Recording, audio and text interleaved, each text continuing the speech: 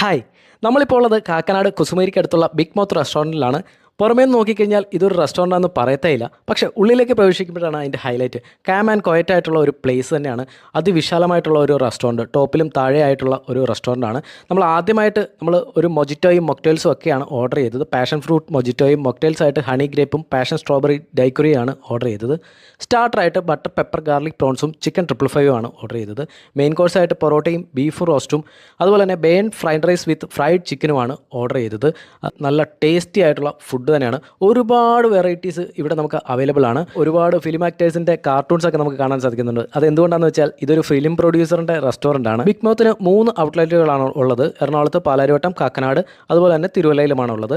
പാലാരിവട്ടത്ത് eat and ചിൽ എന്ന് പറയുന്ന ഒരു കഫേയും ഈ റെസ്റ്റോറൻറ്റിൻ്റെ കൂടെയുണ്ട്. അതിവിശാലമായിട്ടുള്ള ഒരു റെസ്റ്റോറൻറ്റ് ഏരിയ തന്നെയാണ് ഇവിടെ ഉള്ളത്. ടോപ്പിലും ഉണ്ട്, അതുപോലെ തന്നെ ഒരു സ്പെഷ്യലായിട്ടുള്ള ഒരു AC റൂമും നമുക്കിവിടെ കാണാൻ സാധിക്കും. അതുപോലെ തന്നെ ക്രാഡിലും ഫീഡിംഗ്